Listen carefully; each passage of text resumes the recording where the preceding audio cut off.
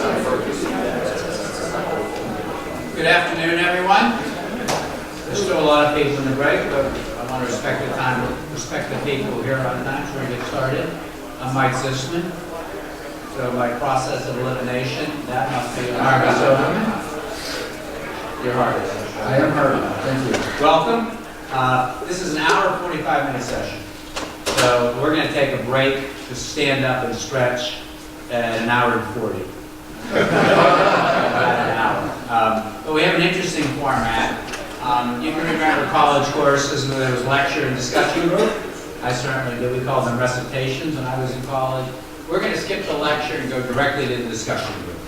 All right, so we'd like you to join in a conversation with Harvey and myself. We're talking a lot of technologies. For many of these technologies, we've not used them, perhaps you have. So you probably have more to contribute than we do. We sure hope so, because we only have one other slide here. So please, chime in. Some of these are interesting technologies. I'm sure some of them are using them. But we really do want you to participate, and you do get extra credit for participation, right? Just like in college. Let me introduce Harvey. He's the co-founder of Quick.golf, which I think is a very interesting product for selecting. See, I don't want to play 18, I don't want to play 9, I want to play 6 holes of golf. I want to play 4 holes of golf, and you pay by that. And it's a great way for courses to use unsold capacity. And when did you start that, Harvey? We started just about a year ago. Okay. So really another one I think interesting technologies. My partner is Mike Zisman. Mike is the CEO of Golf Genius Software, which is the leading provider of tournament management software to private clubs, public courses. Do we have any private club people here? Okay. Private clubs, public courses, resorts, SRGAs and other associations, both domestically and internationally. It's used for member events, charity events, anywhere where leagues, and obviously anywhere where there's scoring going on in any number of formats, some of which I understand, most of which I don't. There's some crazy stuff going on at different courses around, and Mike's figured out a way to corral most, if not all of these. Okay.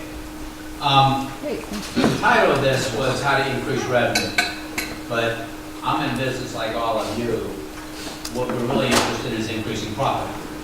It can come from increasing revenue and oftentimes from decreasing costs, avoiding costs. So I just wanted to sort of set the stage for the kind of things you look for. I come from a business economics background. The obvious one's cost reduction.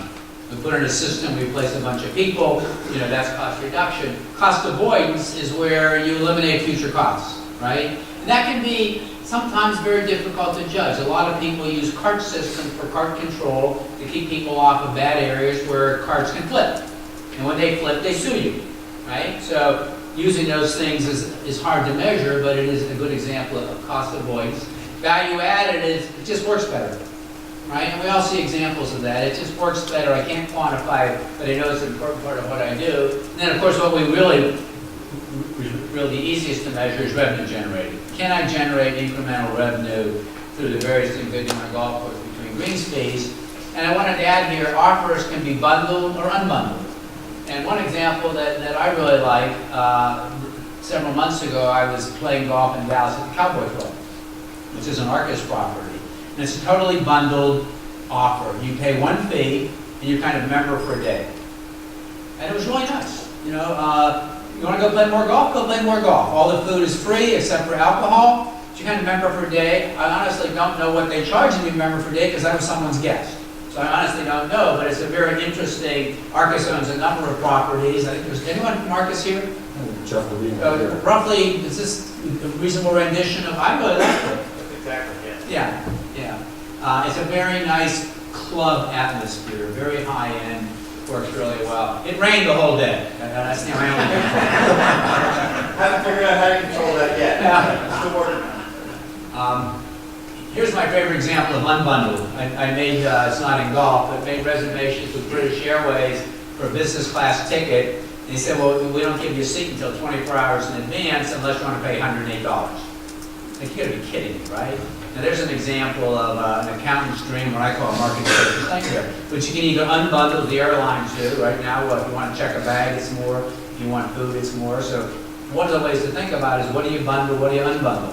In most golf courses, things are very unbundled. But you pay a green speed, you get range ball, if you buy a burger, you get a beer. It's a totally unbundled offer. I mentioned this briefly at my first session. Some of you may have been there, but I think we're going to get into more detail now. So Clay Christensen at Harvard Business School, a great guy. His first book was The Innovator's Dilemma, which is a fantastic book about why large companies fail, why you get so big and you can't innovate anymore. I had a company that was acquired by IBM, so I saw that up front, how hard it is to innovate. We used to have a line at IBM, every once in a while, great products actually escape from IBM. They actually managed to get them out the door. But his most recent work is on whenever you buy a product, you're hiring it to do something. You want to solve a problem, right? And he has this notion of what are you hiring this product to do? We're going to get into some examples of that. But what got him interested in it, and what I found was fascinating, is all these professors consult a lot, and he was retained, I think it was by Burger King, one of the fast food restaurants, to say everything we try, we can't increase milkshake sales. We get a very high margin on milkshakes. We can't increase milkshake sales. And so he came in and he started, just observing like most people do, and did some analysis and discovered that virtually half the milkshakes were sold before 8 a.m. Does that surprise anybody? Certainly surprised me, right? Like, you gotta be kidding me. You expect kids at lunch, dinner, after school. And so he said, well, why are people buying milkshakes at 8 a.m.? So they went outside, they started interviewing people. And they discovered that the reason people bought a milkshake was that they had a long drive, they needed something that would last a while. Sucking out of that straw, you kind of get tired, right? And it wasn't like holding a hot cup of coffee. And they know they're going to be hungry at 10:30, so put some bulk in your stomach. And so we realized that's why people hire milkshakes. They hire a milkshake, they have something that's going to last a long time, et cetera, et cetera, et cetera. And so he's pursued this in a lot of different areas. It's really interesting. So you can ask the question, well, what do people hire a golf course to do? Your golf course is being hired every day by any number of golfers, customers. By the way, there's some seats over, if anybody wants to sit down, there's a few empties over on this side and up here. Otherwise, if you're comfortable standing, or maybe take a knee, I don't know if you want to do that.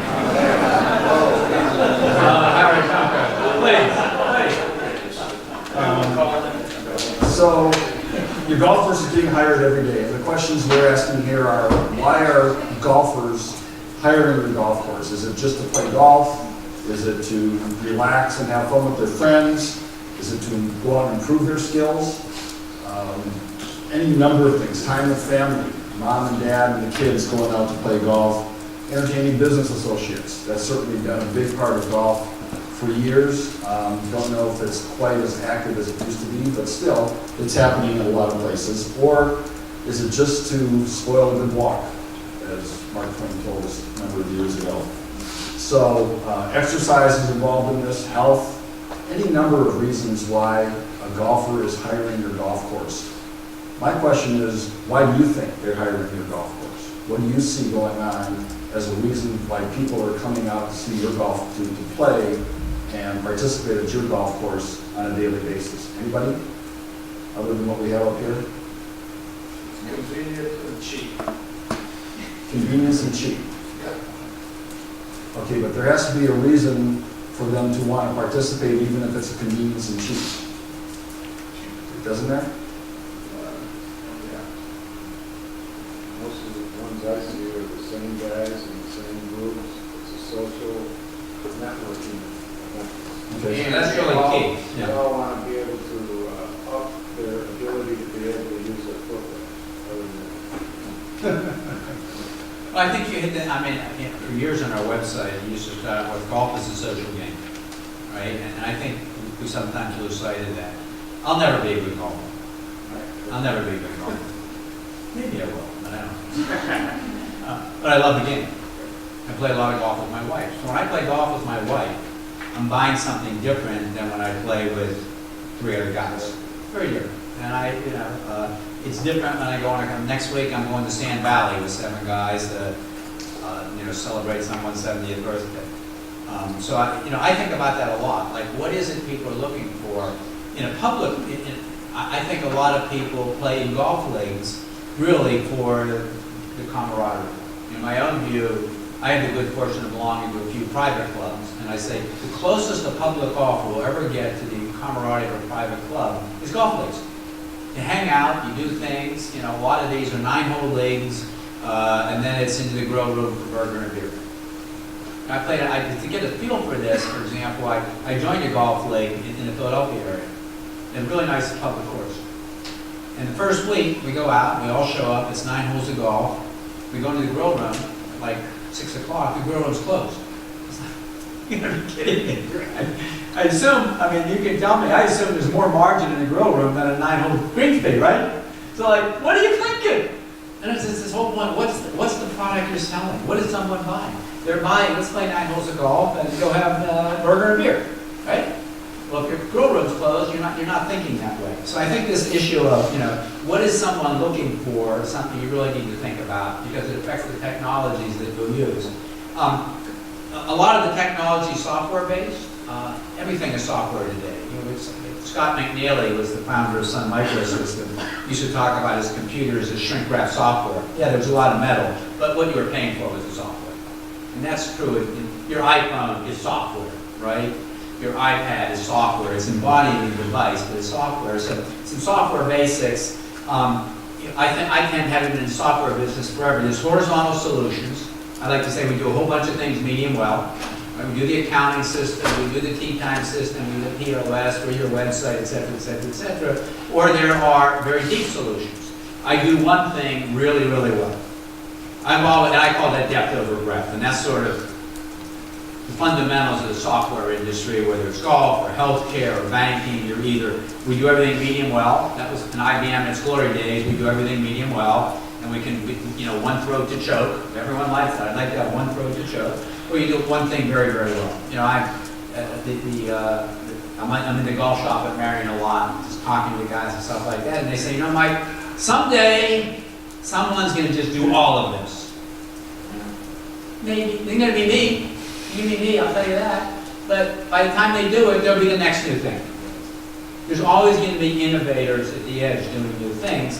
And so the biggest frustration I hear, you can comment on it, is this stuff just doesn't work together very well. Or I have a roster here and a roster there, and I copy this thing and copy this stuff doesn't, we would use the term integrated very well. And one of the things, that's unfortunate. And because one of the things, kind of the new news in software today, is that with what are called application program interfaces, or 26, it's incredibly easy to make systems talk to each other. It really is. You should not accept the fact two systems, modern systems, can't talk to each other. We do this all the time because when you're very deep, right, you have to integrate into the rest of the environment. In our case, we have to integrate into the master roster. We have to integrate into the tea time system and say a club using 4 keys. We obviously have to integrate into the handicapping system. You can't be an island out there. So this ability to integrate systems is very important. And APIs, sounds like a complicated, it's been around forever. It's called an application program interface. But it's just the way 2 programs agree to talk to each other. So I say, hey, let's say that you're a gin handicap. Hey, you awake? Yeah, I'm awake. I want to get the handicap for someone. Oh, really? Do you have their gin? I don't have their gin number. Well, do you have their name and state? Well, yes, I do. Oh, well, here's the 3 people who match that name and state. That's, the way people talk to each other, what's called the kind of protocols. It's the way programs talk to each other. And it literally is like that. We've agreed, I'm going to send you this message, and you're going to send this, or you're going to say, I don't understand, right? And today, that's very, very easy to do. And that form of integration is key. Harvey, do you want to make some comments? Yeah, and Mike and I both agree that what's holding a lot of golf course technology back, and the ability for you to do some of the things like Mike says that, geez, why couldn't we do, why can't one person in one system do all this, has been the systems not having a standard protocol of APIs and programming as we see in the hospitality industry. If you look around at hospitality, if you studied any of that about all the systems, there's a thing called the Open Travel Alliance, which the former deputy CEO, Mike Tinky, is now CEO of. They've developed standards. that all the systems across all the different hotel properties and other hospitalities can talk to one another. Our systems can't do that. And I said this at the NGCOA business conference in February. It's incumbent upon the golf course operators to tell their systems, look, you got to do better than this. We want to be able to connect to hotels and other places where we might be able to get golfers we're not getting now. And Mike's had that frustration with Golf Genius at the beginning, getting systems to say, yeah, we'll let you in, but it's going to cost you this, or it's going to take this much time, or whatever. It's difficult, and it becomes a barrier to helping you build and increase your business. I also think that oftentimes you as the customer don't appreciate that you're really in the power seat. You know, I came from the world of large enterprise software, so I was dealing with really large customers. And honest to God, I remember one time at a Fortune 50 company, this guy invited me, and I was at Lotus Development Corporation, and Microsoft was our arch competitor. And he invited both of us in, and he said, guys, I know that you're competitors, but you really have something very important in common. What's that? Me. I'm your customer. And if you don't figure out a way to work together, I'm not going to be your customer. And he literally said, so I'm going to leave and come back in an hour, and you tell me either you're willing to get this stuff, it was a very specific thing, work together or not. Let me translate that to golf. Just literally this week, in a situation where a very large multi-course operator, a name you would all know, hospitality company, who we do some business with, said, you know, if you work with another system, we would put your software everywhere. Now, actually, we're starting to work with other systems. But in my world, he would have said, both of us, you two will work together to meet my objectives. Because I want my customers to have one, it was about integrate our scoring into his mobile app, right? I want my customers to have one mobile app. I don't want them going here and there. You need to work together. Yes? So is the holdup the platforms that we're running in, or why aren't they talking to each other? Because it is Well, .NET. yeah. So it's the point Harvey made is in most industries, there are standards. The industry itself publishes the way systems talk to each other. An example I like to use, you know, at home I use QuickBooks and Bank of America. I can go to Bank of America and say download transactions. I turn around at QuickBooks and say upload. It all works. Why does it work? Because there is a standard put forth by the banking industry that says this is how, I forget what it's called, this is how we will exchange transaction data, whether it's credit card or banking transactions or what. So everyone can kind of go to that standard. That doesn't exist in golf. Yes?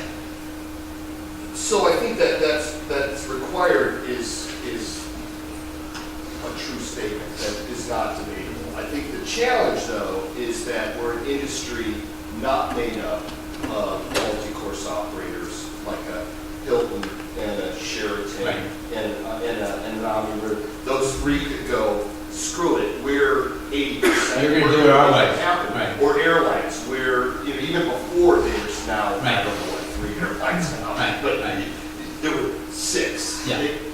Well, we got, what, 15-ish% of our courses run by multi-course operators, and 85%. Maybe less than 50. Maybe Yeah. individuals, Yeah. so. So you're raising a great point. How do we get that done? Right. So you're raising a great point. So what the economists would say is this is a very, very fragmented industry. There's lots and lots of suppliers. And so the way you do that, and I don't know where Jay is on this, it's the organizations like the NGCOA, which are doing with T10 Coalition, or NGF, or others who say, look, we're going to work together to develop a set of standards. One of the challenges you have, the question you asked, is if you're the incumbent, you know, if you're a company that already has a large part of the market, you really don't want to help these other people out. You don't want to help these up-and-comers out, right? You're just like, you're not going to do that, or you make it very difficult or very expensive. I honestly think that's changing. I mean, for example, in our case, we work with lots of companies, and they're very cooperative. They really are. I mean, by lots of companies, I mean, you know, the private clubs, this is the Jonas, the Club Essential, North Star. In the case of Arcus, they really try to force a standard platform. You had a company that built your websites. It was like, there's a good example. You will work with Golf Genius. You will work with them. Someday, all our stuff is all working together. So the fact that there's very fragmented industry does make a big difference. But the way to overcome that is through maybe the PGA of America, USGA. I mean, there's lots of industry organizations who could pick up the gauntlet to say, speaking of the PGA. Yeah. So Jeff Price with the PGA and a member of the T10 Coalition. So you're going to hear from Jared tomorrow, talk about what's been done with the guidelines to date. The next iteration of the guidelines, this is probably the #1 issue that we're looking to address. So the feedback from all of you that this is important will help us to take the next iteration of those guidelines and address this, and probably challenges in terms of stealing marketing terms and ultimately some of the behavioral activations that's happened around search engine marketing. Probably the 2 biggest issues you'll hear Jared talk about today, but this is absolutely one of the key issues. Without that interface, without those APIs, it's going to be a challenge to make the systems come together. We recognize that, and that should be a part of the new standards. So I'm more familiar, 75% of our customers are private clubs. So walking into a private club, I call it the stack. What's the software you have? You have a back-end accounting system, you have a website, you may have a tournament management system like ours, you may have a separate tee time system like 4Ts and high-end clubs, and you may use either Gin or GolfNet or some other handicapping system. Ding, ding, ding, ding. Those are the systems. And the first thing you have to decide, which is your choice, is what is the system of record? What is the ultimate source of the data that everyone else has to go to? It isn't your tournament management software, right? It's your accounting system, right? You join a club, we send you a bill with an invoice, and when you pay it, you're in that roster. Now we have to either be able to access that or propagate that, as we call it. So we tend to sync every night with these systems. In the public courses, I think you can help us. I mean, I see vendors like Pour Up and T-Snap that provide a range of services. There's obviously the tee time, the online tee time systems coming in there. But you have, the more systems you have, the more specialized you are, the more you need to get this stuff to interface. One thing I would urge you to say is you're in the power seat. You're the customer. You say, look, I'm the customer. Let me remind you, I'm the customer. You're the supplier. This is what I need to do. That doesn't mean, like if someone calls us, that I have to drop everything and do this tomorrow. But it says, okay, I acknowledge that. And by the way, the first thing I'm asking is, well, is this just you? I mean, am I going to do all this work just for you? Or do you represent a lot of customers who use at local county? You went to Jonas, right? So there's a great example. So us is from Lake Oconee, put in a Jonas system 18 months ago? No, not yet. And they said, look, we want you to interface to Jonas so that no one ever leaves our website. We want everything you to do show up in what are called iframes, just a way to show the data in their website. We work with Jonas, boom, there you go. And it's actually a beautiful implementation. We wish more of our customers did that. So suppliers are willing to work together, but I think sometimes you don't understand, because you're a very fragmented industry, to your point, you're absolutely right, but you're a customer. So it's a really important point. Okay, so we're going to get into some good technologies, but technology can be bad also. I promised Jay Karen and Jared that I wouldn't get into tee times and point of sale systems and third parties. I've written about it, I've spoken about it. That's going on somewhere else. But the technology can really mess you up. Take a look at the 251 tee time. $43 for 18 holes, $49 for walking, and $50 if you're a senior. And if you go all the way across, you'll see that at Ravislow Golf Club, the seniors basically getting screwed here. But the question is this a question of poor management at the golf course? Is this dynamic pricing gone awry? Is this, obviously this is a Golf Now tee sheet. Is nobody paying attention? I mean, we don't know. But the fact of the matter is, this is technology that your customer is using to go make a tee time, and he's seeing this, and he's going, what the hell? So, technology can be It can mess you up too. But, you know, you raise a good point, which is, no matter how good the product is, the technology, someone's driving, and they have to manage it. And people make mistakes. I mean, people make mistakes, you know, in our business. One of the things we realize, and for the, how many golf pros are in the room? You know, so, you know, when it gets to be 10 minutes before you have a member guest going off and something isn't working, you're pretty flustered. You know, I'm like that. It's like, okay, now I'm really fat fingering everything, right? I'm digging that hole deeper and deeper and deeper, you know, and when someone calls us, I was saying to someone, you know, we don't teach them how to do it, you fix it right there, right? But, you know, oftentimes we used to say in products, we give you a lot of rope to hang yourself, right? And that's a problem in the industry. We need to be a lot more careful about it. So, you know, it does absolutely need to be managed. So your customers are being bombarded with technologies. And there's some really, really cool stuff out there, and there's a lot of it. These are just a few examples. All the lists we have today are not exhaustive, but I can tell you that I wore out between Google and my PGA show guide from the last show, and Google finally sent me a message saying, "Are you done yet?" As I was trying to find all these different golf technologies that are out there. Your customers are being bombarded with these, and they're buying them, and they're using them. If they weren't, these guys wouldn't be in business. Now, that's not to say that they're all going to stay in business, but they wouldn't be in business if consumers, if golfers, if your customers weren't buying these things. So the question we ask as we go forward with this now is, what are you providing your customers that makes them want to hire your golf course because of a particular technology that you're using that may work with something that they're already using or may be unique that they're not using at this point? You are also being bombarded with technologies. We all know almost all of these. Some of them are here today. There's a lot more behind this. And I know as a marketing person and a person who sold technologies to golf courses that includes point of sale and GPS and what I'm doing now with Click.golf, you guys, your doors are being knocked on constantly by all these technologies hoping to get their foot in the door and have you say yes to them as opposed to somebody else, or yes because they're unique and you see this as a great opportunity. You know, one of the observations I made when I got into the golf industry 9 years ago, coming from large software, was it's like, wow, when you think about it, there's a lot of technology applied to golf, right? I mean, golf clubs are physics, they're technology, right? Golf balls, a lot of physics. These are engineering, in my world, these are engineering companies. Like you walk out on a golf course, if I take Marion, for example, I'm heavily involved, that's pretty powerful technology, whether it's Toro or Rainbird or John Deere or you know, all the systems to monitor chemicals and fertilizer. There's a lot of technology being used by golf courses.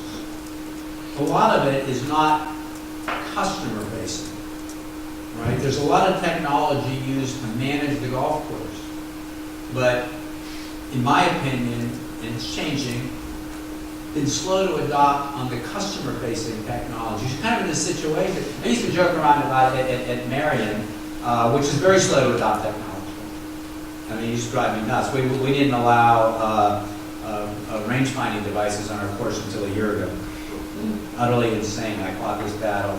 We actually have a rule at Marion today, moving into the modern age, where you can use your phone to take a photo, but you can't look at the photo. Now I'm on the board to pass this resolution. You can't browse your photos. But it was a huge fight to say, you know, look, this is a good example. What's at a golf course? We're having a picnic, a barbecue, July 4th. You're telling me Grandma can't take pictures of her grandkids? Because she is. She is. You're not going to stop it. Or, you know, you're having a wedding. You're going to tell, 25-year-olds they can't use their phones to take photos at a wedding?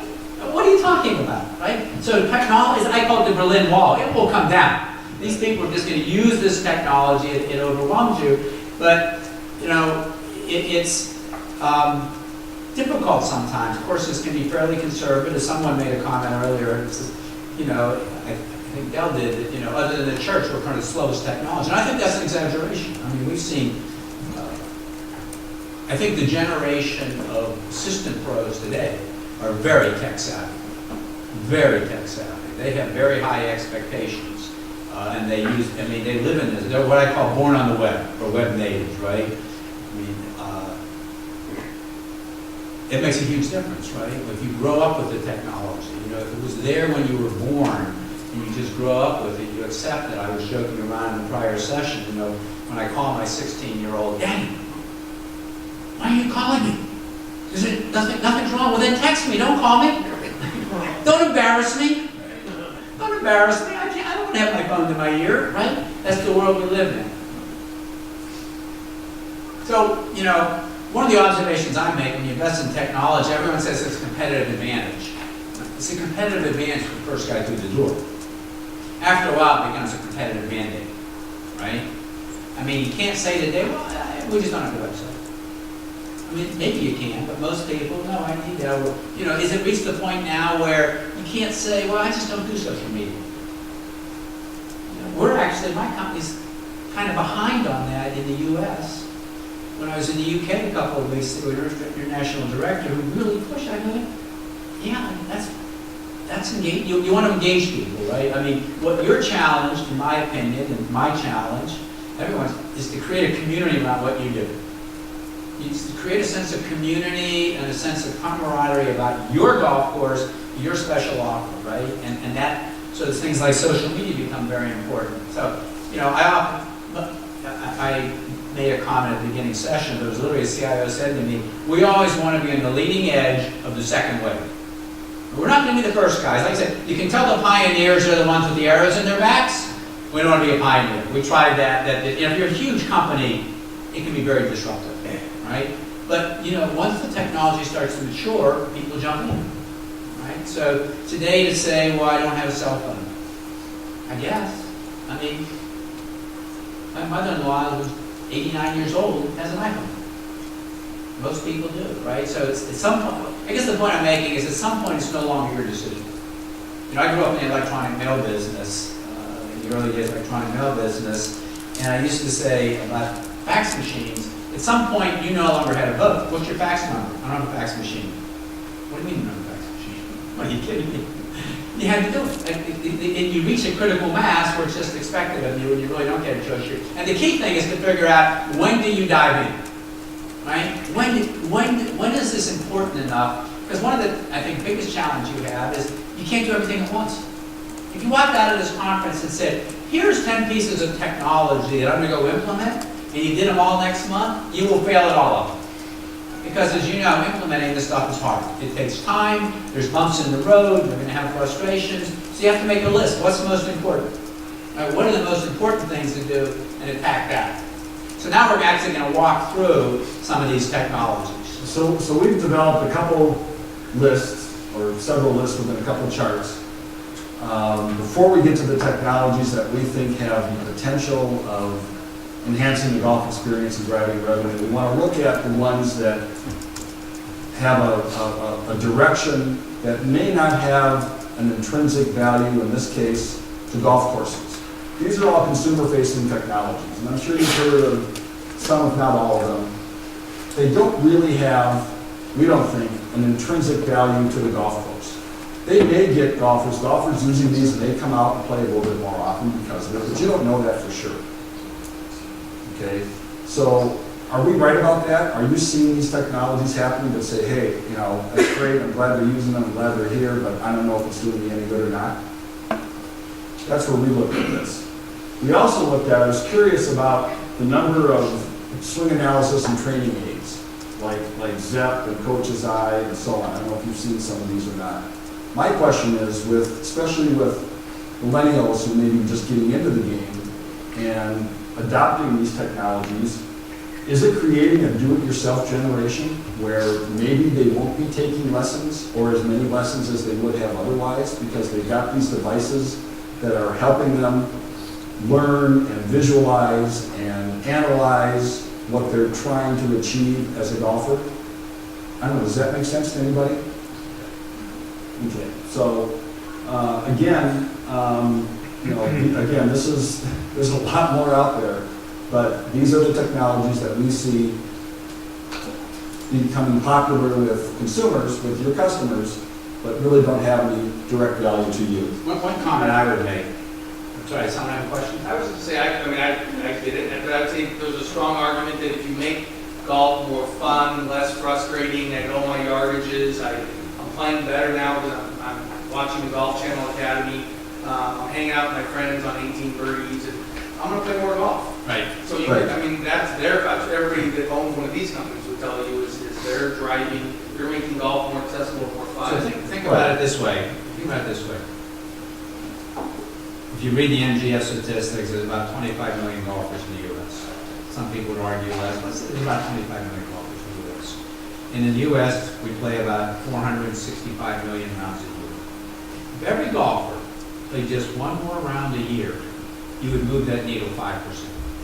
You'd have 25 million more rounds on top of 465 million rounds. Yeah, that's huge. It's huge. So what do you have to do to get on average every golfer playing more? I completely agree with you.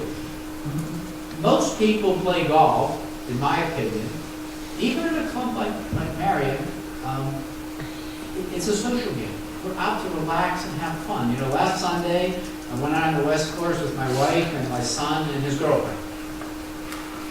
And then we had a couple drinks and they went home and we went home and, you know, it's the camaraderie. But, you know, we had a situation at Marion one time. Like most clubs lose money on F&B. Anyone here make money on F&B? Okay, that's great. That's really good. So we were losing money. One guy on the board said, you know what, if we had every member eat one more meal a month at Marion, we'd be making money. We make money. We make money. Because we got everyone to step up, right? So you think about, you know, there's two issues. One is, can we increase participation? Can we get people playing more golf? And can you get more than your fair share of those incremental rounds? Doesn't do any good if, if participation goes from 400 million to 900 million if you're flat at 20,000 rounds, right? So it's this issue, if we can all grow the pie and all get our fair share, you know, life is better. I think what's interesting, so my own situation is, I call it, you know, I have spent more dollars on lessons for handicap stroke improved than anyone on the planet because my handicap hasn't moved in 15 years. So it's infinity. So I'm going to ask, well, why do you keep doing it? It's a very good question. So if nothing's going to change, why do you keep taking lessons? I don't have to answer that question. Insanity. Keep doing the same thing over and over again, expect different results. Now, I think, how many of you are teaching professionals? So as I talk to teaching professionals, one of your frustrations is you give someone a lesson. It doesn't do any good if they don't go out and practice. If they take a lesson, they come back 3 weeks after anything, it's like, this is the same lesson, I'll take your money, but this isn't going to work. But I'll take your money. If you could say to someone, look, I want you to go out and practice, and I want you to take one of these devices. I want you to go get Game Golf or Arcos. And we're going to look, in 2 weeks, we're going to look at the results. I would think that would be extremely helpful. Does anyone do that? Hey, do you think that would be helpful? And by the way, you could be selling that equipment or renting it, right? I don't know if you can rent these systems or not, but my point is, I think the first reaction of people is that competes with me. People are going to go use those training aids and not take lessons. I don't think using training aids is a substitute for golf lessons. But who am I to say since they've never done any good for me? Yeah, and I think that's intuitive, that there's no substitute for a really good golf professional helping you out, but can you leverage it with technology? I would think that would be very powerful, and that's one of the things I think about is, you know, are there things that you can rent that people are going to go use, because rental businesses can be insanely profitable. Right? I mean, it's all about the ratio of what's the revenue in one rental event. So how many times do you have to take till you're in the money, right? How many times do you have to rent this till you paid for it and you're in the money? It can be very, very profitable. So, Good, another question back here. I was just going to make a comment that, especially for the younger people, I don't know how to turn back from doing that kind of stuff. I have a 10-year-old grandson that told me about 4 months ago that he was going to be a surgeon. I said, really? How are you going to accomplish that? He said, I'm going to learn how to do it on YouTube. And I mean, that's how they think, you know? yeah. It's a little tongue-in-cheek, but it's where they're going. I think that's a really important point. Is I go back to being born on the web. So I have daughters 20 years apart. One's 36, one is 16. think about that difference in terms of the way. So my 36-year-old was an English major. She's a professor at Bard College. She uses computers, but it's a tool. She uses Facebook. In fact, yesterday on Facebook, when they came up, the memories thing on Facebook, it says, here's a friend you became friends with 5 years ago. Your daughter was this one. So I sent it to her. She said, it's good to know we became friends 5 years ago. But think about my 16-year-old, born on the web. So her natural, to your point, her answer to any question is Google it. Just go Google it. And it's amazing how good these things are today, or training or things like that. So you raise a very good point. They expect these sorts of tools, right? They expect these sorts of tools. Just to say to a golfer, and you can't have any sort of distance measuring device, like, what are you talking about? Why wouldn't I do that? Ready for the next chart here? Well, just back to Brad's point. Brad, you're right, obviously. I mean, if any or all of these things can help increase golf participation, both in more people joining the game and more people playing more rounds, terrific. That should theoretically benefit everybody. There's just really no way for you to know exactly what it's doing for your course. That's my point. Okay. So we also have maintenance technologies. So this is an area, that is fairly well developed, and I'm sure many of you are very familiar with these systems. And now you're seeing, I would call it a new generation, talking about integration, a new generation of systems that tries to integrate everything into a common dashboard. Products like On Golf and their OnLink product, or I'm sure there's other products like that. That let's get all this sensor data and bring it into one place. I think the interesting thing is, to what extent can these systems start, really helping guide you about where to water, when to fertilize, what the soil temperature is, and bring it all into one place, so you can start to make, what I would call decision support type software. But this is a ton of stuff. I mean, I assume this is, well developed on your courses. You can't exist without it, and you have to keep abreast of sort of what's the new thing, right? How do I take advantage of these things? Anyone have any comments about that? Any new technology you see in the maintenance world? Well, again, my question here is, can the use of these technologies enhance the golf experience by improving conditions, and by doing so, theoretically, drive more rounds and revenue? If your conditions become superior, all of the things being equal to your competitors, you should win. So one of the NCOs, that a name you would all know,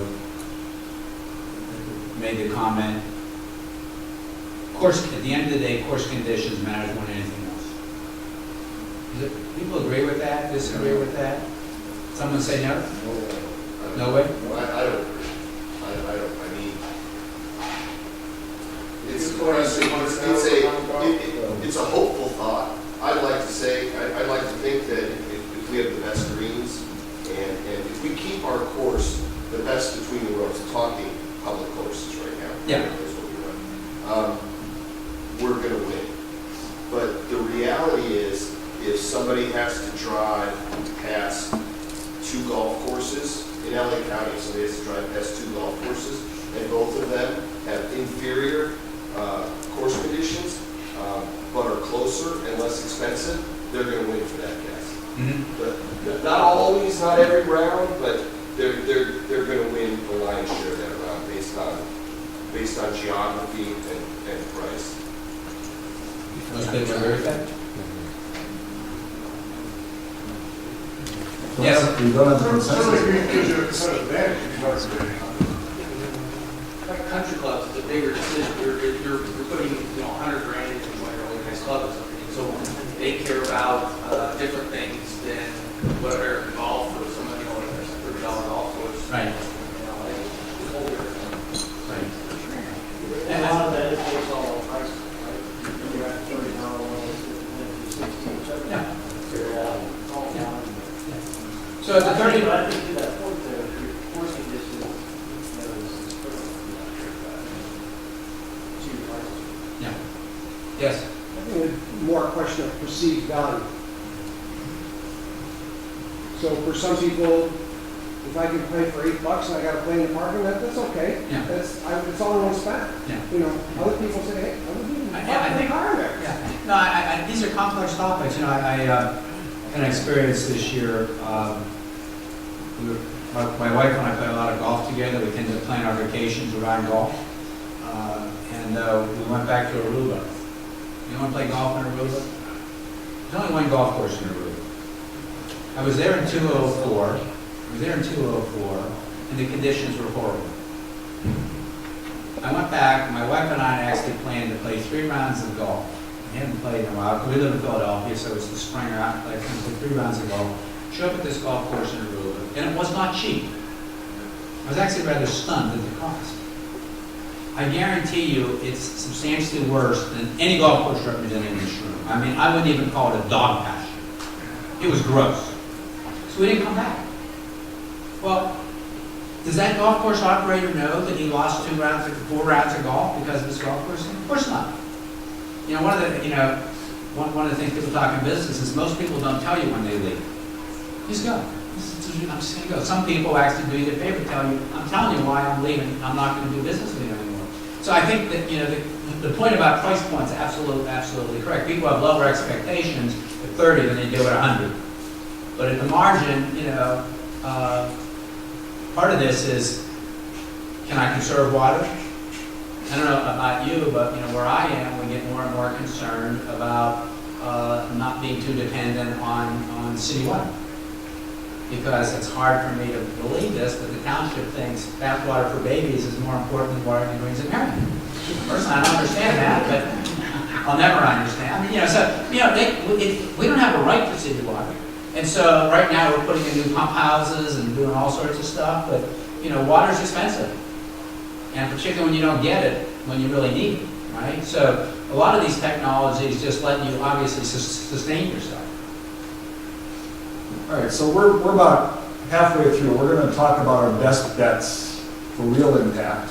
What we've just gone through are technologies that can have an impact, but more indirectly in terms of enhancing the golf experience and driving revenue. So let's just take a quick break. Everybody can stand up if they want and stretch for a minute just to kind of break this up a little bit. Or leave if you want. Or leave, yeah. But don't all leave at once, you know. You like literally take a couple minutes, stand up, been about an hour.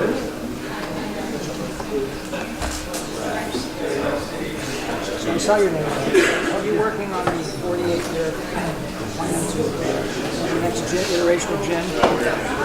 I mean, you come out swinging the questions there.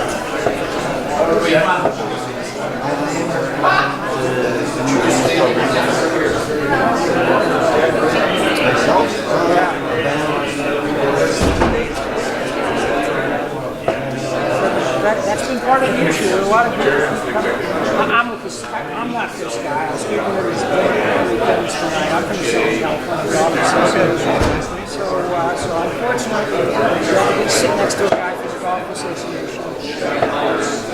Really impatient. We've been there 7 days.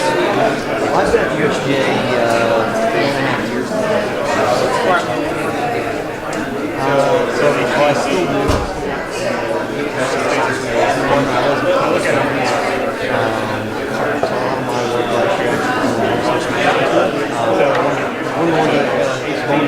This one later, more about the maintenance stuff. You're working at the company and all that? Yeah, I work at Funky. Funky and I both report to the same guy. But you know, my stuff is a lot of our facilities are kiosk out there. Glad to show you. Probably worked a little bit past a couple years ago with basically stuff to software back then.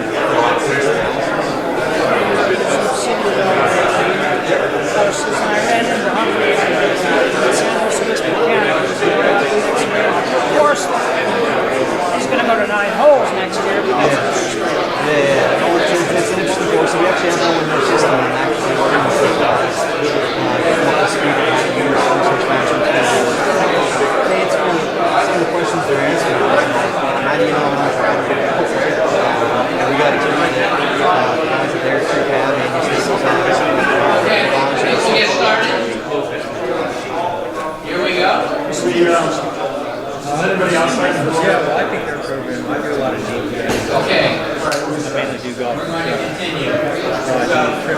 irrigation systems out of Canada. I just come on strong and insult you.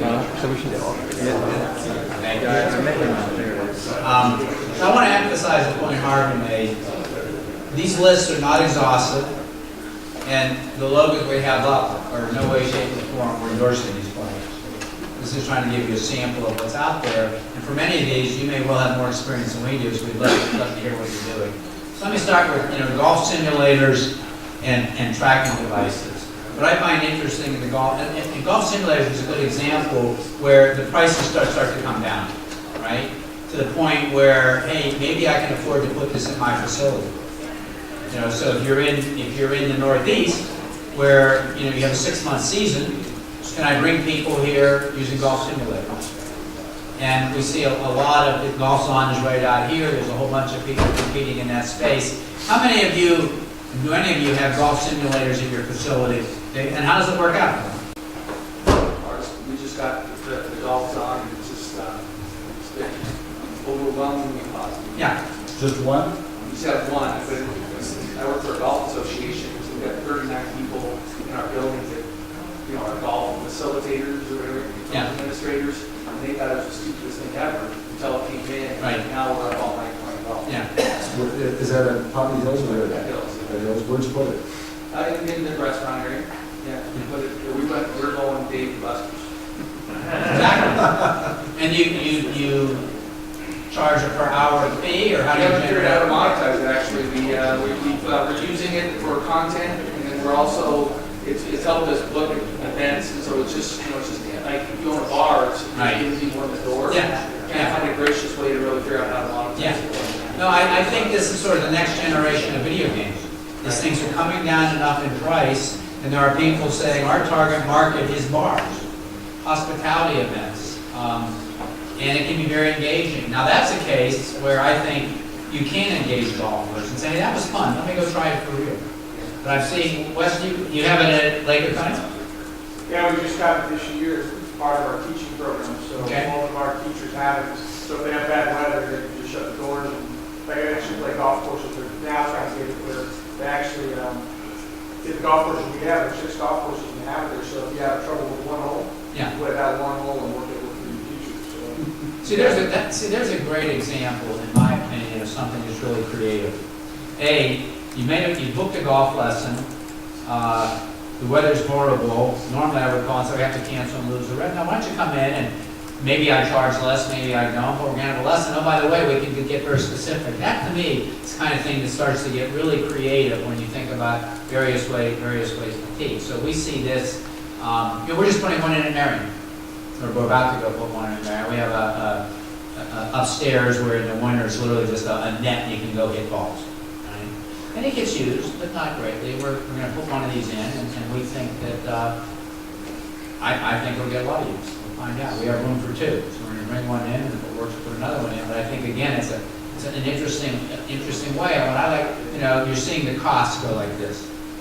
Right? It's like every other technology. It just keeps going down. And the lower it goes, the more available it is to the larger market.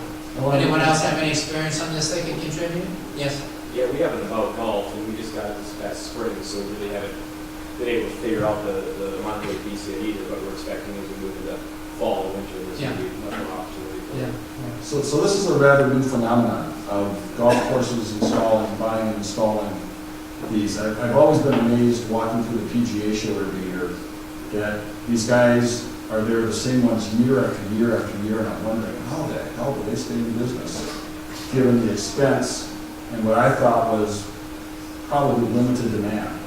But as Brad said, and we heard over here, it's becoming more popular to bring it into golf facilities, where before it was in bars and restaurants. I was in a place in Buffalo years ago that had 12. They had 6 in private rooms and 6 out, and about 6 months after I was there, they were out of business. But it wasn't a golf course, it was a bar and restaurant. Well, in my experience, like where I live, there are facilities with 12 or 14 of them. The one I'm familiar with near me is About Golf. So it's all, and it's packed. You can't get in the winter because you can't play golf in the winter. So in the winter, it's literally packed. You have to make an appointment. I'm trying to think of the club I was at recently that absolutely was a golf simulator and you signed up by the hour. I forget what they charge, but clearly it's a revenue opportunity. It's a revenue opportunity. Well, Minneapolis St. Paul Airport has them in the airport. I think it's, I don't know if it's a PGA Tour Superstore. So, yeah, okay. So they've got a facility in the airport waiting for your plane. Go hit some balls, have some fun. This is Minneapolis? Yeah. Well, they're crazy in Minneapolis. This is, oh, come on, I'm a Minneapolis native. It's a big city. We're struggling with golf. The municipal golf courses are close to being finished. They're done, out of business. Anyway, the course customized apps. This is a rather narrow field right now with really only 3 that we identified as being course customized. There's lots of apps that have your course on it for GPS or whatever. These apps are designed to be specific to your golf course, where you have your name and logo on a smart screen of your customers' phones. The 3 are Gallus Golf, AGN Sports, and Best Approach. They all have a variety of features. I'm probably more familiar with Gallus because a couple of my clients have the Gallus app. And these guys have been very progressive in building on. We'll talk a little bit more about something else they're doing later. But, again, the question is this a good way to attract millennials to your course? Is there value in having your brand on your golfers' phones so that when they decide that they want to play golf somewhere, maybe the first place they see is your name right there on their phone, and that's what they click first. Anybody here have a course customized app? Yeah, we have Java, we have 11 courses. We have 50,000 apps downloaded. Wow. Your OT golf? No? Premier Golf, okay, sorry. Municipal. Okay. 50,000 downloads. Did they? But it's been fabulous, and one of the biggest uses for us is push notifications. Right. And that's really great. It has all the other features and GPS and so on. Right. But we send out push notifications to fill various roles in the fee sheet. One of the things I love about this is that I have noise on the app. Is the swish of a golf club and then ball going down the hole. So if you're sitting in a meeting in your office or something, and you can use and clips and everything else, but all of a sudden you're that's golf. That's not work. Well, and I used it for the first time several years ago at a course, and was using the scorecard. Right. And I birdied the 3rd or 4th hole, whatever it was, and I put in my score, and a message popped up that said, "Do you want to share this on Facebook?" Right. So Gallus connects with your Facebook and other social media, and I said, "Sure, why not? I'm not a big Facebook user, but yeah, send it out there." And I had text messages back from 2 of my friends within an hour. One of them saying, "Why didn't you invite me to come play today?" But the cool part was that message went to Facebook with the course name and logo on it. So my friends knew where I was playing, which is just another added feature to the marketing aspect. Another big aspect as far as booking is you can book 2 clips and you can book it T10. What tee sheet are you using? Profile. Profile, okay. And you can book through it, and like you said, the social aspect. So I was really surprised, started learning about Gallus, that their primary market is public courses. I would have thought, okay, they're probably a good app for a private club. If you weren't satisfied, if you were using Jonas and you're not satisfied, I don't know if they have a mobile app, but I would put Gallus in. But evidently, and Harvey, I think you'd agree with this, that most of their market is kind of course situation. But it's interesting when you talk about push notifications to sell tee times. Tee times are like airline seats. The fancy term we use is perishable goods inventory. You either sold that seat or that revenue is lost forever, right? We all live that way. And so if the cost of going out and trying to create demand is very low, which with Gallus it is, there's no marginal cost, let me push it out there. And someone goes, Harvey, you want to play golf this afternoon? Part of this is that, hey, want to go play golf this afternoon? I can cancel that appointment and I'll blow off my doctor, It's that, let me go create demand. And that's you know, I wouldn't even call that social media, that's just common sense. Let me go, now is that done all automatically, or do you say, okay, I got some spots on my tee sheet, I'm gonna go push this out? Yeah, the managers, from 3 days after, reviewing every tee sheet. Right. And looking for opportunities. The thing we're very careful with, is we don't do it on a consistent basis for the time. We don't want to condition about it, wait To wait for it. and then you have to terrible grades. Yeah. Issues. There's another one over here, just, I just have one question. How did you budget for that? Where did you put that in your budget line? What's that? The cost of the app. Well, we took 2 years to decide on this. And most we do about 500,000 a year. And most of the apps want, we'll only charge you $1 for every T10. No, they're not going that down. You're not going to get fired. And because we got quantity posts, we work at it. Right, but my question is does that Marketing come budget? marketing expense or operations expense? Yeah, or marketing. Okay. So on that same subject, we're Gallus Golf for public course. Absolutely love the guys, love the app. Miners were a low budget course, they would not spend money. So I had to talk to them. Where I sold was Gallus Golf the for pop-up ads, clean holes. I basically pick up 4 businesses, heard my calls probably a week just going around 4 businesses. So I paid nothing for Gallus Golf. What I do like is Gallus Golf also has a geo fence. So I can put a geo fence over competition. We have a big sporting good right down the street. I put a geo fence over Dick, said no shop here. We can beat the price. My phone sales are up $8,000 this year. A lot of us from that geo fence. Yeah, just to describe real quick, you can set a geofence literally anywhere you want. It can be in your parking lot saying, hey, thanks for coming today, and glad you're here, and see you in the pro shop, whatever. But like you did, a client of mine in Paso Robles, California, put a geofence over downtown Paso Robles prior to Easter, because he does a huge Easter brunch. And he said, we have the best Easter brunch in the area, come to Hunter Ranch instead. And they not only sold out, they had to rent a bigger tent and whatever, but that only works for people who have the app and have it on. You see that? But still, it's just another way, and sometimes insidious way, of getting the message to people, even though they're not standing at your golf course or looking at your app Like you specifically. said about millennials too, it's neat for millennials because interesting story, we have a TU or pro shop parents with live gear board for daily forward play. We came in 9 holes to show them like 10 other, like, man, who is this? And these kids came in laughing at me, these elementary school kids. Well, the night prior, they saw our app, they downloaded it on their phones, they went home and had a stick over at a friend's house, set a little venture golf course, and they're using our app to keep score on our venture golf course. So our seniors guys aren't using it, it's more for the younger generation. And then we give away, we're like, tell people to download our app, it's marketing, and then we advertise to keep scores. Once a month, we just draw a winner, we'll send out push notification to that winner, or just say, hey, XYZ won a dozen Pro ones.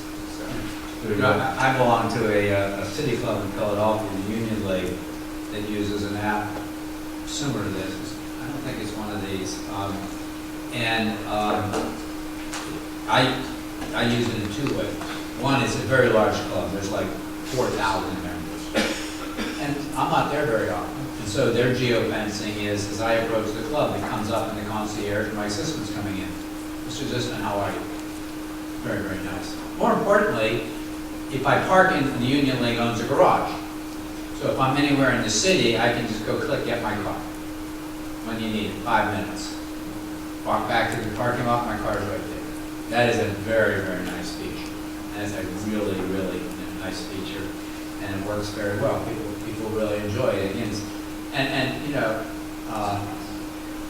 I'm not a millennial, far from a millennial, but very technology aware, so I find things like that very useful. Any other comments on this? Okay, tournament management is something I know something about. There's a lot of players in this area.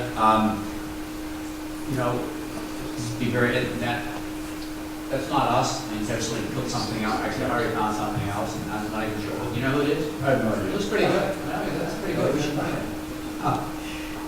So it's interesting. The tournament management market is evolving from a tool for the pro shop. So the first product in was TPP, was developed by the USJ in the 80s, and it was really a tool for that. It was called Tournament Pairing Program. It was a tool for the pro shop to create pairings and produce printed materials. Actually did a very, very good job at things like flexibility and scorecards. Then a next generation of desktop providers came in, like EventNam, this most popular in private clubs, really good product. And now things are moving to live scoring. Interestingly enough, I spend a lot of time looking at what our customers do, which is 75% private, 25% public, and pretty strong in resorts. Very few clubs do all live scoring. In fact, I find the product is used at 3 levels. At one extreme, we're doing large tournaments and want to do live scoring. And it's fun. I mean, you mentioned live scoring. I mean, it's fun. I go out and play in tournaments. It's nice to know where you stand. It really, I mean, there's no question golfers like that. There's no question about that in my mind. And so some events you do live scoring. In other events, it's like, no, we're not going to do live scoring, but we are going to enter the score. We're doing tournaments. We're going to enter the scores at the end of the round, either hole by hole or just 9 or 18 holes. And then there's a lot of events where it's like, look, I got my latest 9 holders. I just want to get them out on the course. I just want to get pairings put together and print scorecards and card signs. And so it's not like, oh, if you're not doing live scoring, you're missing the boat. In our case, we look at it. It's about a third. So here's what's interesting that I think surprised a lot of people. And again, I'll speak to the private club market. So I separate casual golf from organized golf. Casual golf is 4 of us go out to play. We book a tee time and play, or maybe 8 of us do. And we're going to use something like, if we're doing live scoring, we're going to use 18 birdies or V-par or whatever, where I can just enter a bunch of names and do scoring, right? Organized golf is member events, leagues, and outings, right? Oftentimes complex member events, like your typical member guests, flights of 6, 9-hole out, you've seen it a million times. Leagues and outings, either charity or corporate. Going in, and I'll use the Northeast as an example. So a typical course in the Northeast, private club is playing 20,000 rounds a year. That seem about right? Maybe a little more, a little less. I'm married at 16. Some people get more, but it's a 6-month season, about 20,000 rounds a year.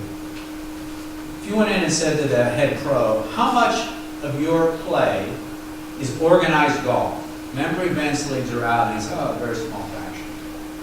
It's about a third. It's a third. How could it be a third? Because of leagues. In fact, it used to amaze me when we started selling. We would go into a private club and say, do you have golf leagues here? Golf leagues? We're a private club. Do you have ladies 9 holders? Of course we have ladies 9 holders. Do you have ladies 18? Of course we have ladies 18 holders. Do you have Wednesday 9 and 9? Well, yeah, we have that's really good. Wednesday night, do you have Saturday rule? So league play is actually, even in a private course, a fairly large volume of golf. In that club that's playing 20,000 rounds, they're probably playing 5,000 or 6,000 rounds of what I would call league golf. 1,000 rounds of member events. Your member guests, your member stag days, your championships, your bracket tournaments and things like that. And you're doing 20 or 30 outings a year, is another couple thousand rounds of golf. So organized golf, and I think they're 2 different markets. Now in the public space, there aren't so many member events, but there's certainly leagues and outings. If I owned a golf course, I would be pushing golf leagues like crazy. And I would organize golf leagues. I would organize it. The first thing I would do is I would create a golf league for women with handicaps over 20. A woman told me one time she started playing golf. She went out to play with 3 other women golfers. The first hole, 3 women are kind of in the fairway. She's off in the woods. Second hole, 3 women in the fairway. She's off in the woods. She's toast at this point, right? I mean, she couldn't hit that ball for life dependent on it. Next hole, 3 in the fairway. She's out in the woods, never played again. Well, what do you expect? What would you expect? It's very intimidating. As opposed to all 4 of us are in the woods. We laugh, we giggle, we throw the ball out, we keep going. That's fun. That's fun. And so I've often had a view, and I'd love to get your opinion on it, in a public course, the close, and 90% of golfers in this country are playing public courses. 25 million golfers, 2.5 million belong to private clubs. The rest belong to our public golfers. They're your customers, right? That's 90%. And my view is the closest those golfers get to the camaraderie of a private club is golf leagues. Organized play where, oftentimes 9 holes at 4 o'clock and then, some sort of meal. It's a potentially huge opportunity. It's a lot of fun. And as I think I mentioned, but the F&B is a big part of it, right? So it's a big opportunity. So, I mean, this is an area that's moving very quickly, in my opinion. Lots of people coming into the space.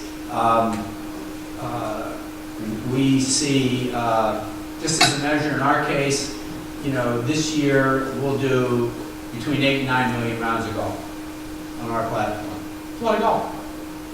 On any given day, today there's probably 35,000 rounds of golf. That's 3 years of play on the Marion East golf courses. So people are more and more moving. And it's not just our product. I mean, there's other products out there. There's a number of good products out there, whether it's desktop or cloud-based. GPS systems, been around for a long time. I sold GPS systems back in 2000, 2001 for a company called Uplink. At that time, there was Uplink, ProShot, ProLink, and Parview. Now there's a lot more.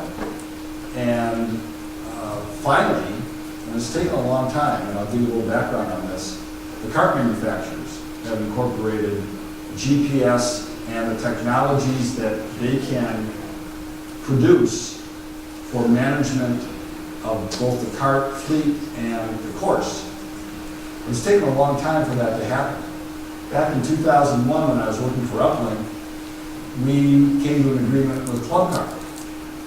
And we thought, wow, this is going to make us. This is going to be after we had a big meeting in Dallas, to get the big hotel there, and big dinner and so on. I had a cocktail reception, and they made the announcement about how Uplink was going to be incorporated into the Club Car fleet and technology.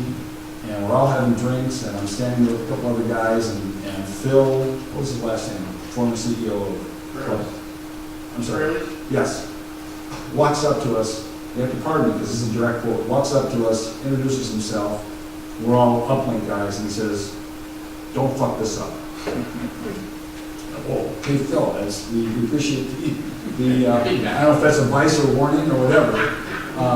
But my point being that it took a long time for GPS to make its way integrated with the units that they were all installed on. We still have a bunch of others out there. Some have tried different methods, business models, selling advertising. That's failed for the most part. Trying to get the golf courses to go out and sell local advertising. You've been successful with the Gallus app, but if you're trying to sell 18 holes of advertising, how much luck would you have? I did all my branded signs on the board, so I've done it twice now, so. Okay. So, but it's not easy. No. And golf courses would say, I just don't have anybody to do that. And it really does take somebody with sales talent, not necessarily golf talent, to go out and make that happen. So that really hasn't been an effective business model. But it's still a technology that when I was selling it, we were like, hey, this is going to help you drive more rounds in revenue. And one of the reasons I quit was I got tired of saying that because I didn't think it was true. I always thought it was going to be a stronger product for course and fleet management. My question is, for those, who's got GPS on the carts? Okay. Have you been able to ascertain that this is helping you drive more rounds in revenue because you have the GPS on the carts? How? Direct competition has it, so 4 miles away they have GPS. So, similar courses, absolutely. We have it. I did have a customer write to me and say, how can you charge this much at your course? I don't feel there's value. And I said, well, I tell you what if I remove the GPS and you can, go use your mobile unit or whatever, and he goes, okay, now set. I like it. Yeah. Because they can see the other carts and blind shots. But what you just said is a perfect example. The first guy was a competitive advantage. For you, it was a competitive advantage. You had to do it because they did, Right. And that's what's interesting. When were you at Harvey? When were you in this business? 2000, 2001. 17 years ago. I do some teaching in the IT area and entrepreneurship, and there's a book that I thought was really interesting. It's a woman who's an economist at the University of Cambridge in the UK. And she makes the point that every major technology, what she called technological revolution, Actually, it takes 25 years from what you call the Big Bang of the invention until it really becomes viable. Whether that was the Industrial Revolution, or the age of steam and railways, or the age of gasoline in the automobile, you know, or communications. And it's amazing when you look at it. So if you take, in my world, that the first, the predecessor of the internet was something called the ARPANET. Some of you may be familiar with it. The first 3 computers connected to the ARPANET was 1969. You would argue it really came of age in 1994, 95 when Netscape went public. It was 25 years ago. And you can look at other technologies. Sometimes we assume that, I mean, what I would say is changing consumer behavior is really, really difficult. Now, every once in a while, something comes along that's so compelling, it just happens. I would put Uber in that category. You use it, and you go, I got it. I'm going to go, or with a Lyft, I mean, you know. The iPhone was in that category. I mean, you think about how many iPhones are sold a month. You go, are that many people in the world? And they managed to make it into a consumable. Of course I'm going to get an iPhone 8. I just bought an iPhone 7 last week, but of course I'm going to get an iPhone 8. But the thing to keep in mind is, you know, I often joke around, you know, there's what's, you know, I'm sure you've seen this, the curve that goes like this, right? You know, as technology gets adopted. And being an entrepreneur, everyone thinks when they start their company, they're at that knee of the curve. Most of them go out of business until someone actually, as much as luck and anything else, is actually at the knee of the curve, right? And so, you know, when you talk about TP, we work with these people pretty closely. It took a long time. And, you know, frankly, so this is a good example of APIs. So we interface to Club Car and to EasyGo. And they came to us and said, we'd like to integrate your scoring. So we have customers who are using your product, they're using our product. We'd like people to be able to use the live scoring on the cart, right? And we say, here's our APIs, go implement them. And they do, right? We work closely with them, and I was very skeptical, frankly. And they're like, why don't you, to your point, why don't I just use a rangefinder, we have phone apps, why don't you just use our phone app? People like it. They like it because you get in your cart, you're driving away from the green, it knows you're driving away from the green, enter your scores. Ding, ding, ding, ding, and a couple minutes, and so we're constantly getting scores and passing back live leaderboards, and they decide how often to display them. But what I have found is they're very, very popular. We have a lot of customers who use, you know, GPSIs, kind of rolled all those companies up, right? Mm-hmm. A lot of tombstones. It's a good example. A lot of tombstones in that GPSI space, right? Companies that got either close to or went bankrupt and got rolled up. Right. Now it's a very viable business. You know, EasyGo Tech, it's called Tech GPS, company in Vancouver. EasyGo commissioned them to build their product, an Android product, and then they acquired them. But this is a good example. So you know, if you take Club Car and GPSI, well, they got into the market a long time ago. That station of theirs, you may not even remember this word, runs Windows CE. But it works, right? You know, today, I'm sure, you know, you take an Android tablet, small form factor tablet, and there's people who just, you know, in agnostic, they just build that tablet and they, State Prime. So State Prime's an example. Anyone ever use State Prime? It's not very popular. There's a couple installations in the US, mostly in Europe. They build an agnostic Android system that connects into the cart, and people do it. So there's a good example of a technology that actually proven pretty popular. You know, but it's interesting. Would you see, so where I see these in use very, very often is at resorts, where you do want to control the carts. It's crazy people. At a private club, there are some, Congressional Country Clubs, one of the top clubs, they have Club Car GPS. It's getting more and more popular. You know, if you've played a course a lot, I don't need GPS to tell me the Marion Golf Club. I can tell you from any spot on that golf course how far it is to the green, and I'll probably miss the green anyhow, so what the hell's the difference, right? But as you know, there's nothing more frustrating than being on a course for the first time, hitting a perfect shot, and there's a stream there? I didn't know there was a stream there. That's what GPS is wondering, right? How far is it to this? One of the interesting questions I ask is, given today's, you know, rangefinders and how inexpensive they are, there's a trade-off between, you know, a traditional GPS, let me show you the hole, and a rangefinder. It's like, I just want to know how far that rock is. I don't know how far that stream is. Click. I don't know, I mean, do people see an increase in use of rangefinders and less GPS apps? Does anyone have a point of view about that? The last couple of years, bulk of the new stuff coming out is they got the range. The guns. And everybody wants to go, they want, how far is it to that rock? Right? Yeah. Or they'll shoot something halfway there because they know they can't get all the way there, they want to know what the range is about. And I think this is a great example, and again, particularly for the average golfer, these things make golf more fun. Like, how far is it to that bunker? How far is it to the green, right? It makes golf more fun. And they're, you know, what's the price for a reasonable rangefinder? A couple $100, $250? They last forever. So it's not a big investment. On the other side, I would say one of the things, and I love your reaction to this, if you look at some of the, say, training aids, like an Arcos or a Game Golf, I don't know exact price points these days, but let's say $300. And you go, well, that's not that much. And I say, be careful. The average golfer is maybe playing 10 rounds a year, $30 a round. That's a year's worth of golf. That's a year's worth of golf. So there is someone mentioned convenient cheap. There's a lot of price sensitivity in this industry.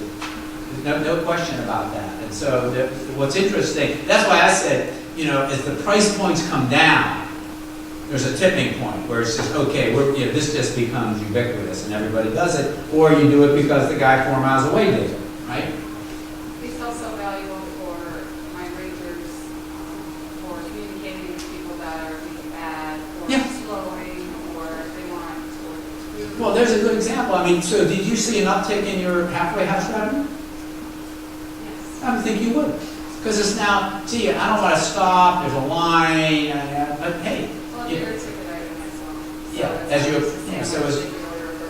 Yeah, and so as you're approaching it, say after the 8th hole, do you want to enter an order? It's like that again, it's that push technology. Yeah, I'll have a burger, what do you want, So there's a good example where people probably do not buy GPS cart systems with the thinking that this will increase F&B, but it has to. Because you're putting it in front of someone. Social media and photography, it's kind of one of my hot buttons. If you were in the session I did earlier, photography is the currency of the run. And people like looking at photographs themselves. It's called vanity.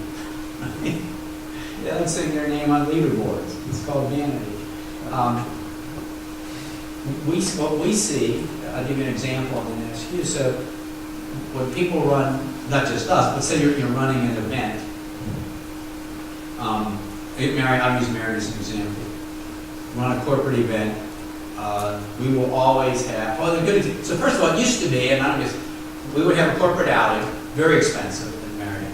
It amazes me people would pay this, but they do. So we would hire a photographer for $4,000 to come in and take a classic photo of the 4 golfers holding their driver on the first tee. Which my response is, how many of those photos ever leave the golf course? The answer is none. Well, today it's like, well, why am I going to pay $4,000 for photography? I'm taking an assistant pro or someone in F&B who wants to make a few bucks, give them a decent digital camera with a telephoto lens, and they take photos. But what's more important is we have someone, most events, outings, we cherry corporate or shotguns. So put someone out on 18 with a decent camera. The key thing is a telephoto lens. So they can get photos, we call them action photos of people. And the best action photos, what we have found is, yes, you'd like to take a guy with a great shot out of the bunker. We actually had a case one time, on the 9th hole, it was right near our halfway house. Our marketing person was here, heard the crowd, she knew it was a hole-in-one, went out and got a photo of this guy pulling his ball out of his hole-in-one, smiling. In 3 minutes, that was up on the TV leaderboard at the clubhouse. That was pretty cool.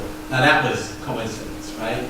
But you get these action photos, and it's not just the great golf shot, it's me and my guests walking down the 18th fairway, talking to each other and joking around, right?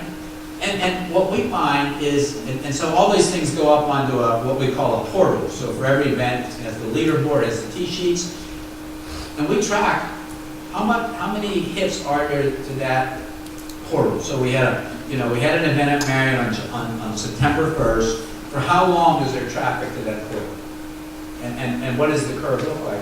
Well, let's face it, after 2 weeks, people don't go back to look at the leaderboard. If you're in third place, it isn't likely to change 3 weeks later, right? They go to look at the photography, and they download the photography. So Harvey was my guest, and I've been trying to do business with Harvey for 20 years, and he still isn't doing anything. And we have a great shot, and I download it, and I print it, and I send it to Harvey. It was great spending time with you, Harvey. We have to do it some other time. Can I give you a call for lunch next week? There's only one answer to that question, right? Of course you can. That's when I talk about, what product you're buying. So I think photography is very powerful. I think photography, we certainly see, if you look at Facebook, Facebook is fundamentally a photo sharing site. If you go through, how many of you use Facebook, right? So would you agree, as you go through your feed, your eye goes from photo to photo to photo, and the ones that don't have photo, you're just passing them. Literally, I actually measure this. I measure, because I'm kind of interested at how much of my feed is now sponsored ads, an astonishing amount. Facebook keeps pushing it up. That's why they have the revenue they have. But almost, I would say, the substantial majority of the other posts involve photography. I probably shouldn't share this, but I'm thinking about it. I was actually, I'll share this story. So on Monday I had a colonoscopy. I think you should do it every 5 years. And they literally, when you walk out, they give you the film of what your colon looks like, right? I was going to post on Facebook and say, look, Mom, no polyps. I didn't do it. That's the kind of crazy photographs you see. People want to share things about their personal life, right? And so I just think it's an enormous that and social community. So how many of you would say you actively use Facebook as part of your marketing strategy? Or Instagram? I mean, yeah. So it's one of these things. Any others besides Facebook that you're seeing success with? Instagram, right? There you go. Yeah. I mean, all the kids have moved off of Facebook. It's us old people us old people use Facebook. The kids are all on Instagram. There's a perfect example. Instagram is only photo sharing. So they just want, let's get me to the core. It's about photo sharing, right? And things like that.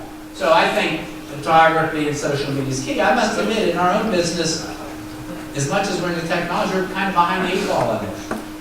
And so golf pros really go look at our Facebook page. I mean, I don't know.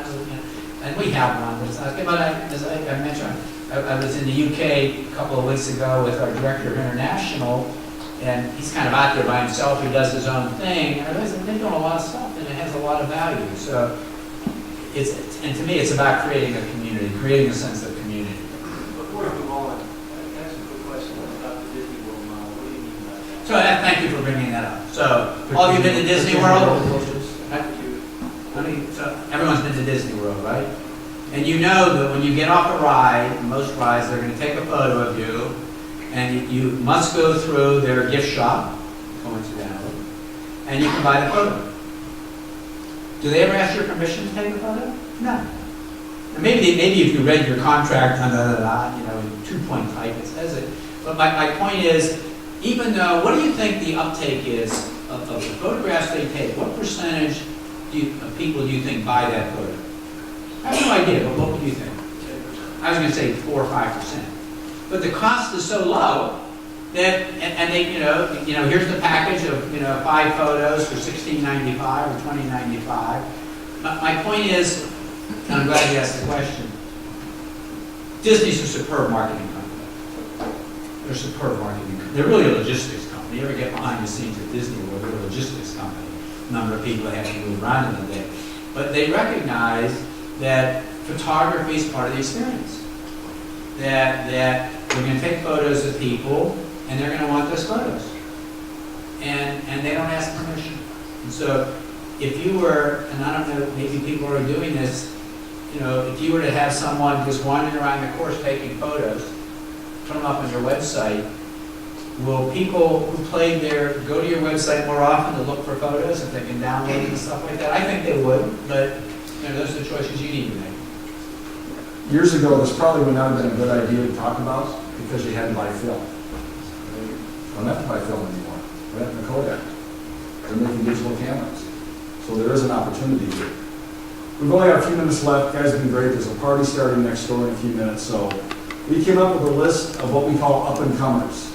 These are potential technologies that can enhance the golf experience and drive incremental revenues. None of them, as far as we know, have reached any type of critical mass yet of adoption, but they're out there, and there's some pretty cool stuff. Anybody have golf boards? Wow, good, okay. What have you seen with that? Run every year. We're in, we did, started off with 4 and then You have how many now? dozen. A dozen? Are they being used every day? Yeah. Okay. We have a number of courses, I mean, we have 3 courses per spread those in. Oh, okay. Okay, so it's not 12 at one Well, course. we have to put out, one clubhouse has 3 courses out of it, so we have 8 there, and then another clubhouse has 4. Okay. We run every year. And you got it also? I do, and I say, most users are under 30. Okay. All right, so there you go. There's one. Competition they have is Golf Skate Caddy. I think they've gone through some mechanical issues, but they're still out there. Moto Caddy is out of England. Very cool. It's a motorized, well, I call it a push cart. It's a motorized cart, but the latest model now has Bluetooth connection to your phone. So it not only shows you yardage, got GPS and all that, all this little device on the handle. You know, it has GPS for yardage and all that stuff. But it'll also, you can put your phone away because it'll also show you whatever text messages and calls are coming through to your phone. Very cool. Tag Marshall, pace of play technology. Anybody have Tag Marshall yet, or have you seen it in any of your markets? I think they're only installed in a few.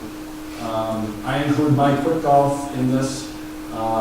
We haven't reached mass adoption yet. It's going to take a while. When I get to Mike's point of how many courses he has, I'll be one happy guy. But it is an alternative way to play. It's giving your customers a different way to get on your course when they don't have time or maybe the willingness to play a full round of golf. That's a very important point. I mean, so everyone talks about pace of play, and it is a substantial commitment to play 18 holes. I mean, I think most of you would be happy with an average pace of play of 420. Would that be good for your courses? Maybe as high as 5, right? So that's a big commitment for someone. And so, you know, people are pushing 9 holes, people are pushing 6 holes. That's enough to play a few holes. I mean, certainly we see that at where I'm married. They show up, oh, we'll go play 14 through 18. No one in. So can you do that in a public facility? I wasn't aware of what Harvard was doing until we met. To me, it's another example of incremental revenue capacity. This to me is a very interesting case. So you have, you know, all of these, I would call them practice technology to go right on the range. So, you know, the one I'm familiar with is Earnest Sports. I'm sure the others are very similar, but the low-end device is very inexpensive, $200. And someone made a comment to me, and again, I told you I've taken all this, spent thousands of dollars of lessons and done absolutely no good, but at least come to understand terms like smash factor or, you know, spin and that. But guy said, he said, Mike, at the end of the day, all that anyone cares about is how far they hit the ball. That's all you care. How far you hit the ball. So a very inexpensive Earnest device, you know, literally like this, and I'm sure, you know, tell you how far you hit the ball pretty accurately. So, you know, can you rent those? You go to the driving range, would you like to take one of these with you? I mean, I'll take a survey. So someone comes to your driving range, you know, before they play golf, and you say, well, hey, would you like to take one of these devices to test it? What do you think someone would pay for that? Rental. How much? $5? Do I hear 6? I would say 10. 10. So think about, and this is to me, so that device, if you're not even buying it in volume in unit 1, is say $200. You do that 20 times and you're in the money. I mean, that's a huge, I would guess, a fairly substantial multiple. And someone said mostly under 30, would the average person under 30 do that? They're used to this instantaneous feedback. I want this instant feedback. So to me, things like this, and some of these other people are more sophisticated, you know, it's this, you know,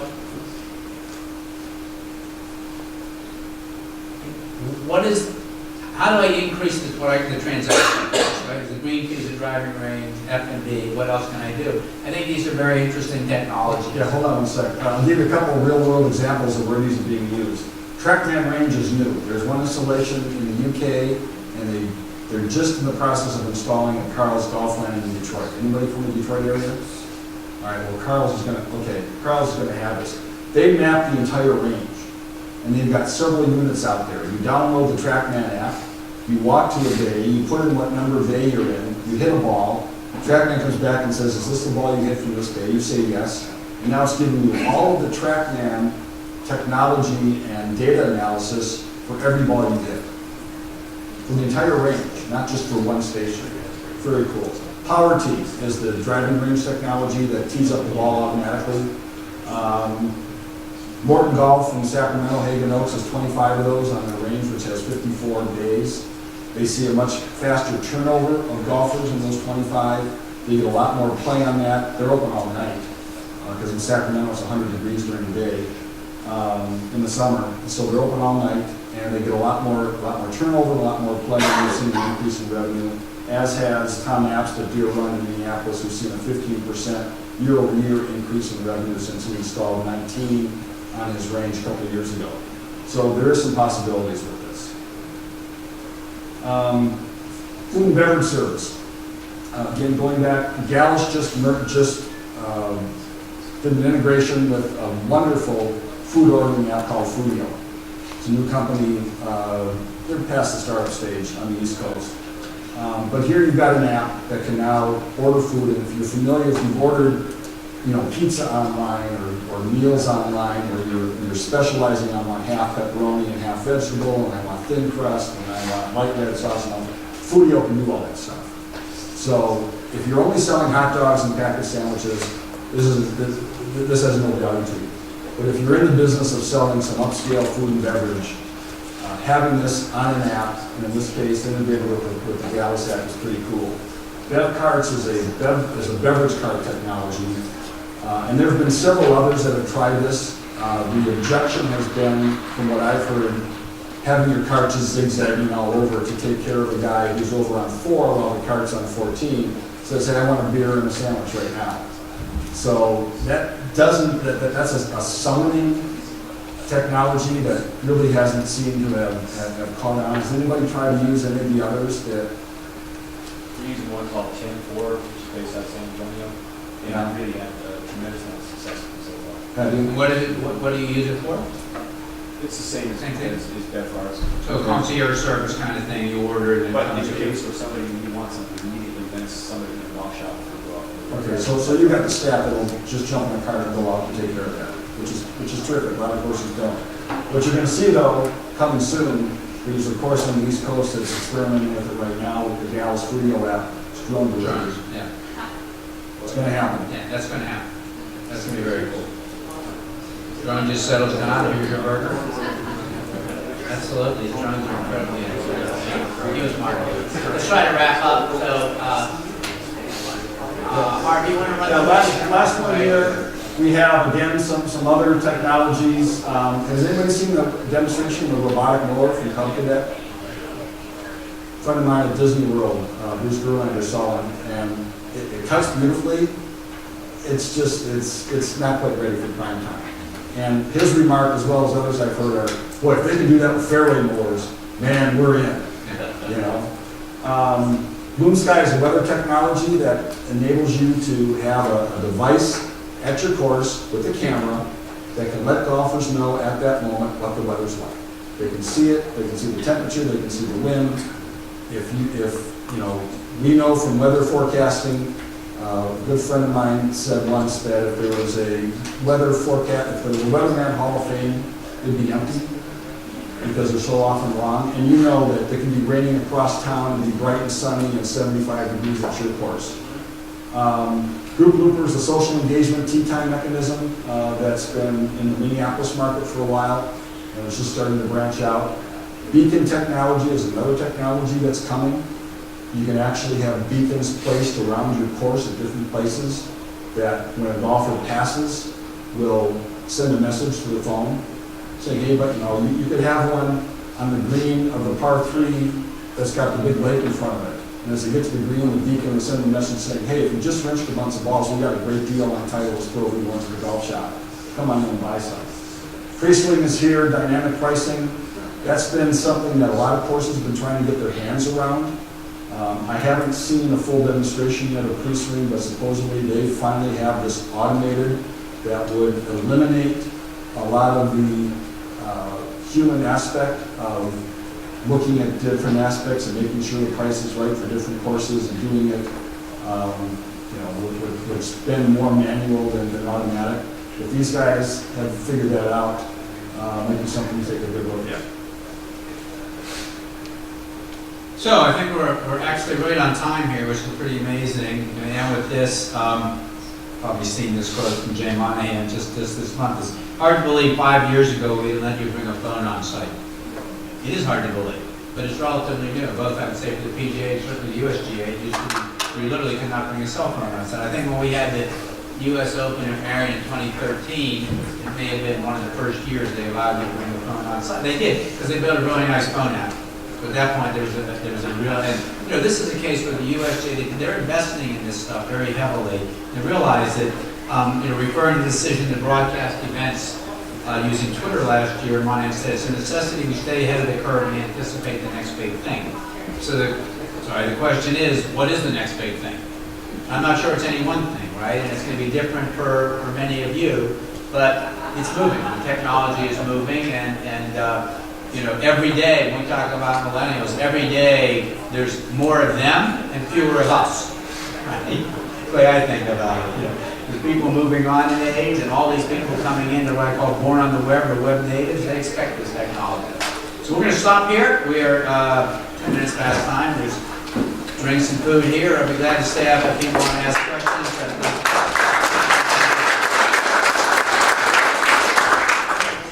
Harvey, thank you. Jim Simmons. Hey, yeah, how are you? PJ Good Lee, to how see are you. you? Yeah. Look back and said, oh yeah, everything. Nice coincidence. Yeah, I got lucky enough to be sent out here. Yeah, so being at this boring and whatnot. Well, we do a ton of integration